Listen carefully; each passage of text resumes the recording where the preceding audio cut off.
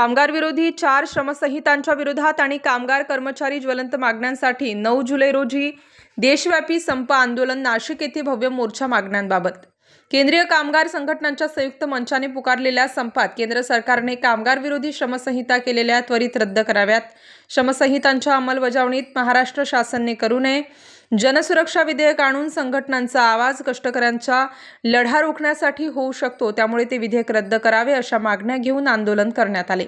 समान व एकसारख्या कामासाठी कंत्राटी कामगारांना नियमित कामगारांसारखे वेतन व इतर लाभ, राज्याच्या राष्ट्रीय सुधारित निवृत्ती योजनेसंदर्भात तपशीलवार अधिसूचना परिपत्रक पारित करण्याबाबत 4.8 तासाचे कामासाठी 30,000 रुपये किमान मासिक वेतन, 10,000 रुपये मासिक पेन्शन, ESI PF लागू करा, EPS 95 पेन्शनधारकांना जगण्यासाठी किमान पेन्शन रुपये 9,000, महागाई भत्ता सहित लागू करण्यासाठी रोजगार निर्मितीसाठी ठोस पावले उचलून बेरोजगारीवर नियंत्रण आणा, उद्योगांसाठीच्या प्रोत्साहन पॅकेजला रोजगार सुरक्षेशी जोडा, सार्वजनिक क्षेत्रातील उद्योग व सेवांचे खाजगीकरण थांबवा, रेल्वे विमा व संरक्षण क्षेत्रात थेट विदेशी गुंतवणूक व खाजगीकरण बंद करा।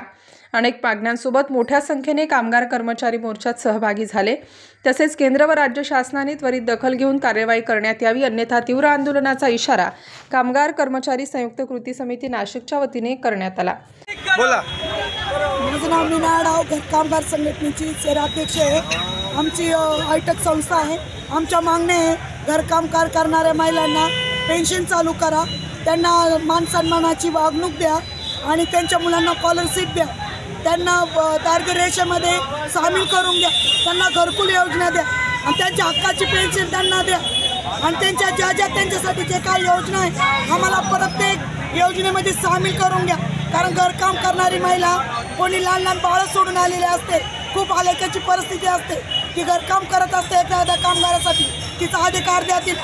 घरकामगार कल्याणामध्ये आमच्या प्रत्येकाच्या नोंदण्या करून घ्या आणि प्रत्येकाला त्यांच्या हक्काची पेन्शन त्यांना द्या।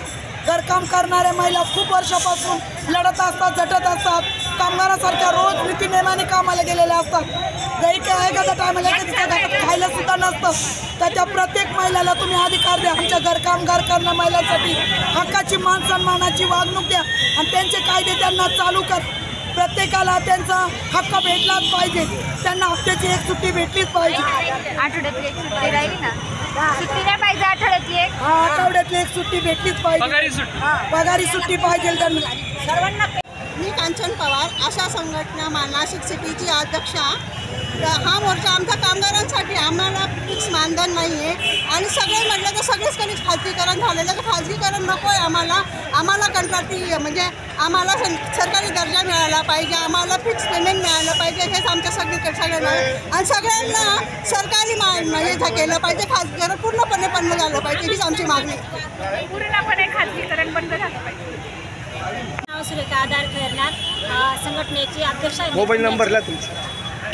तर आमचं एवढंच म्हणणं आहे की जे पेमेंट पण देता येतं वेळोवेळी द्यावं आणि सगळ्यांना वेतनही लागू करावं, कारण हे आशांची मागणुकी फक्त माता मृत्यू बाल मृत्यूसाठी झालेली होती, पण त्यांनी खूप ऑनलाईनचे कामं पण आणलेले आहेत। माझ्या आशा तर एवढं शिकले नाही, पण तेवढं बंद करण्यात यावं, एवढीच आमची मागणी।